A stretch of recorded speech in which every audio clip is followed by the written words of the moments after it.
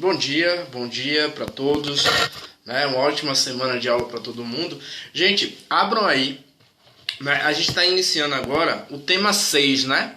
Tema 6 aí, página 160, né? Então abram aí na página 160, a gente vai dar início ao último tema da terceira unidade, né? Então a gente vai ver aqui um pouquinho sobre imperialismo e etnocentrismo. Gente, esses termos aí foram muito utilizados no século XIX, né? No século XIX, o imperialismo e o etnocentrismo, eles caminham juntos, né? Professor, o que significa imperialismo e etnocentrismo? Né? Imperialismo, a gente vai ver que é um domínio dos países europeus na África e na Ásia, né? É o chamado neocolonialismo, né? Como a gente viu lá, é o chamado neocolonialismo, ou seja, é uma nova colonização, né, dos países europeus. Lembrem que lá no século XVI foram as primeiras colonizações, inclusive Portugal colonizando o Brasil, né, e a Espanha colonizando nossos países vizinhos e tudo mais. Então, esse período aqui agora do século XIX é o chamado neocolonialismo. Neo significa novo, né? Ou seja, é um novo colonialismo aí efetuado pelos países europeus, né? E o etnocentrismo, professor, o que significa etnocentrismo? Prestem bem atenção na palavra. Etnocentrismo. Centrismo vem de centro. Etno vem de etnia, né? Então é uma etnia no centro. Quem é essa etnia? Os europeus. Ou seja, é o momento aqui que os europeus estão espalhando por todo o mundo que eles têm uma superioridade étnica. Eles são superiores aos outros povos, a todos os outros povos. Então essa ideia do imperialismo e do etnocentrismo caminham juntas no século XIX. Beleza? Tranquilo? Então essa é a ideia, né? Rapidamente aqui, vamos lá, né? Vamos à leitura aqui, eu vou explicando para vocês melhor, beleza? Olha aí, ó, eu tenho aí imperialismo e etnocentrismo. Na segunda metade do século XIX, novas tecnologias foram aplicadas na indústria, o que expandiu a produção industrial para além da Inglaterra, né? Foi o que a gente chama de segunda revolução industrial, né? Essa segunda revolução industrial tem como palco outros países da Europa, não só a Inglaterra. Lembre que a primeira revolução industrial teve como palco a Inglaterra. A segunda revolução industrial, que é aqui a partir da metade do século XIX, você tem aí a chamada segunda revolução industrial. Essa segunda revolução industrial vai acontecer em outros países europeus, como França, Bélgica, o próprio Estados Unidos entra nessa segunda revolução industrial, o próprio Japão entra nessa segunda revolução industrial, né? E aí você tem aqui que está dizendo: a produção industrial além da Inglaterra, França, Alemanha e outros países passaram a fabricar em larga escala os próprios produtos industriais. O aumento da concorrência de produtos industrializados e a difusão de mercadorias reduziram a margem de lucro das empresas e o valor dessas mercadorias. Ou seja, o que é que está acontecendo aqui? Ó? Presta bem atenção. Você vai ter aí, na verdade, o quê? Eles estão produzindo mais, né? Vários países agora estão produzindo, não é só a Inglaterra produzindo para o mundo, é o mundo inteiro, é praticamente toda a Europa, além de Estados Unidos e Japão, que estão participando dessa grande produção. Então o que é que acontece? Você precisa de mercado consumidor, né? Você precisa vender suas mercadorias, só que como todos os países estão produzindo, você tem que vender para alguém. E esse alguém vai ser os países da Ásia e da África. Vão ser os países escolhidos para serem o mercado consumidor dessas mercadorias que estão sendo produzidas em larga escala.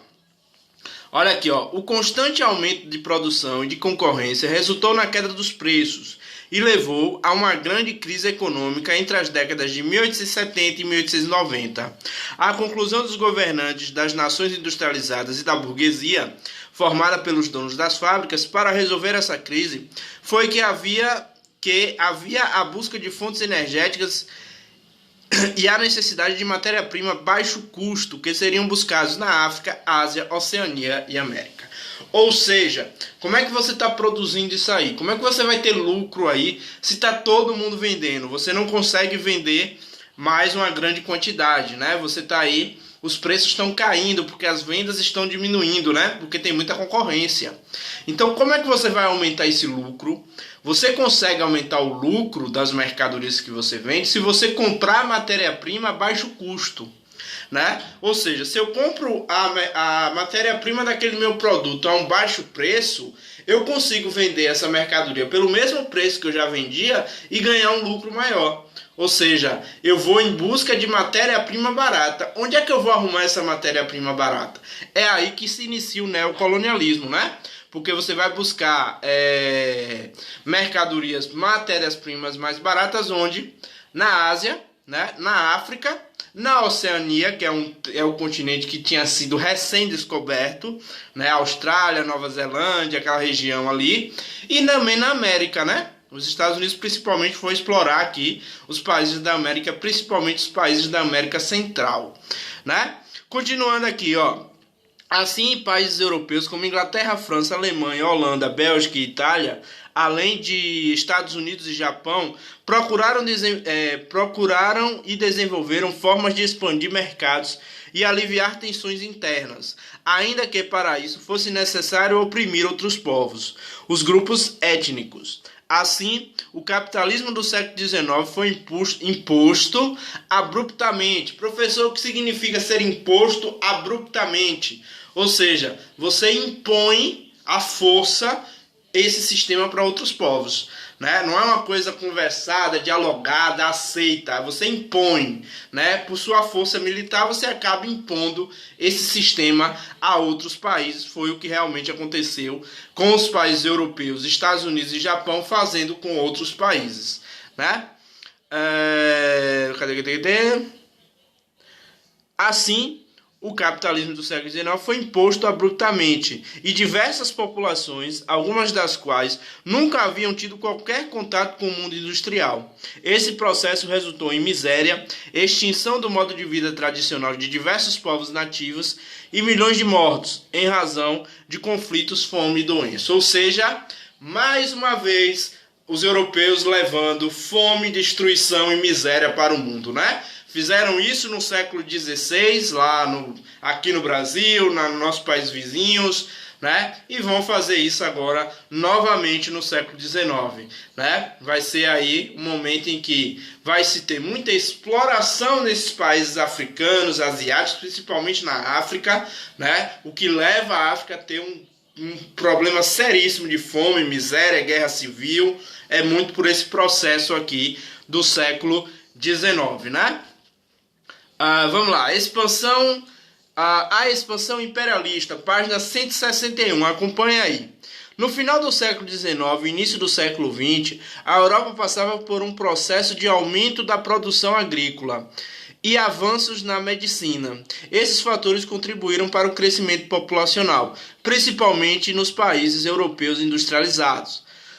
As regiões dominadas na Ásia e na África abrigaram a população excedente europeia, o que gerou uma série de conflitos com os povos nativos dessas localidades. Daí o grande número de mortos nesse novo processo de colonialismo, né? Então, você percebe o quê? A Europa está crescendo a sua população cada vez mais, até porque está aumentando a qualidade de vida, né? Está aumentando as riquezas, está aumentando a produção industrial, e isso vai fazendo com que o quê? Com que a população também aumente. E aí a Europa começa a pegar essa população em excesso e mandar para esses países que eles estavam colonizando, né? Mandar lá para a África, para a Ásia, para a Oceania, e logicamente que isso vai causar alguns conflitos com aqueles nativos de cada região dessa aí, provocando milhares de mortes, como a gente viu, que é uma das consequências desse imperialismo, certo? O aumento da produção de manufaturados foi um dos fatores que contribuíram para a expansão do imperialismo no século XIX.